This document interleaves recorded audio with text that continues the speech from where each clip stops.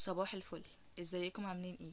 يا رب دايما تكونوا بخير. قبل ما نبدأ في الفيديو اتمنى ما تنسوش تشتركوا في القناة وتفعلوا زر الجرس عشان يوصلكوا كل جديد، ولايك وكومنت حلو زيكم عشان تدعموني.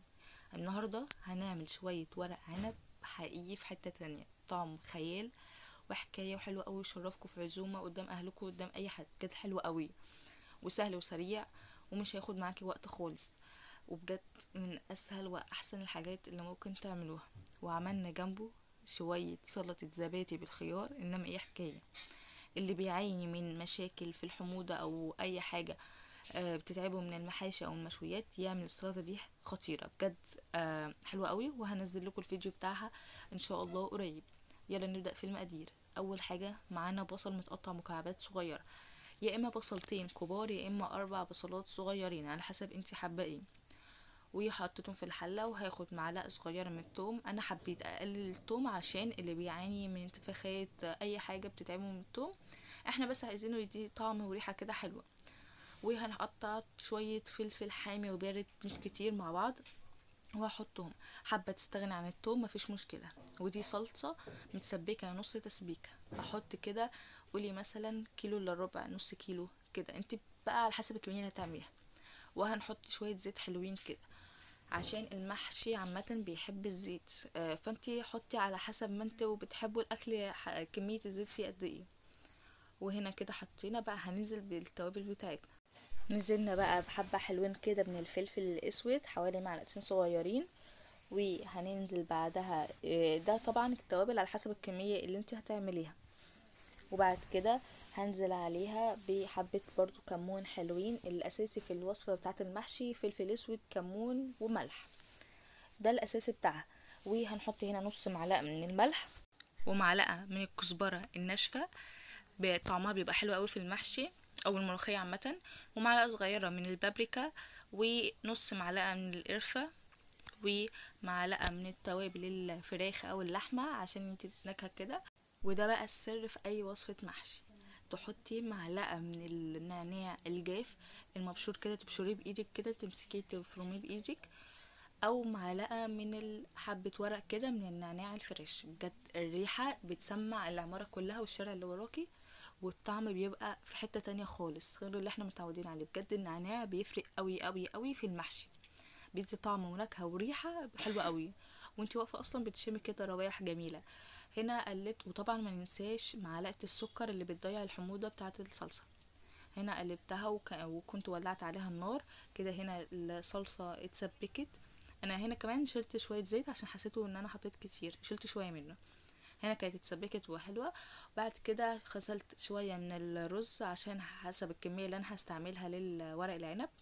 وحطيت الرز بعد ما غسلته سبته يتصفى كده شويه الميه بتاعته عشان ما يعجنش معايا. وحطيت الخضره بتاعتي، احنا مستعملين كزبره وشبت وبقدونس، رابطه من كل واحده، بتدي طعم حلو قوي، وكمان بتضيف قيمه غذائيه للوصفه.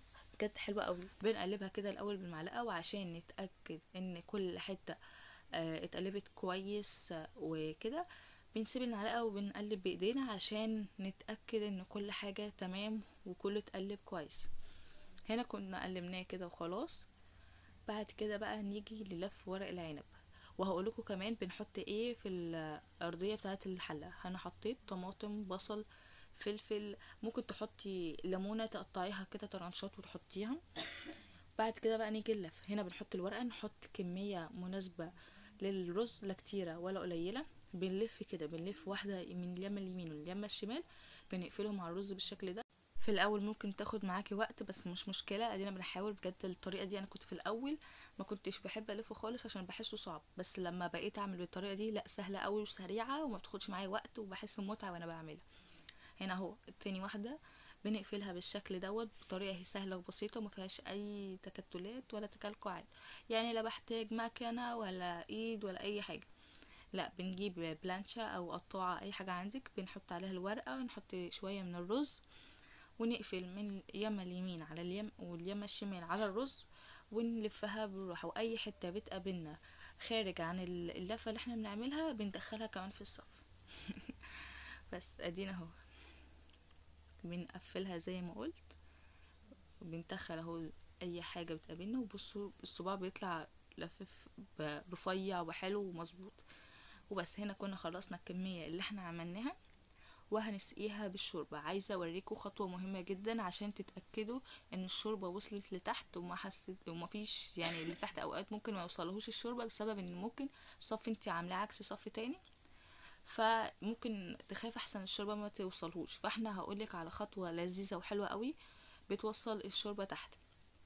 وهنحط الشوربة في الصف الاخير، يعني تبقى مساوية للصف الاخير للورق العنب، تكون في نفس الصف لا ازيد ولا اقل، اهو بالشكل ده. الحركة هي بقى هنمسك الحلة هنحركها كويس، هتلاقي الشوربة تلقائيا نزلت تحت.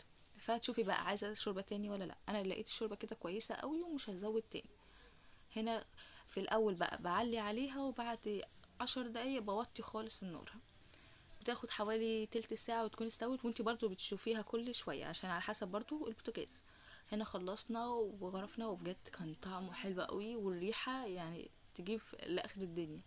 حلو قوي وجميل وسهل ولذيذ وسريع، ما فيش حاجة صعبة ان شاء الله عليكم. والمحشي كده خلص معانا وان شاء الله يعجبكم. وبصوا الصوابع اصلا ما شاء الله ملفوفة لفة حلوة.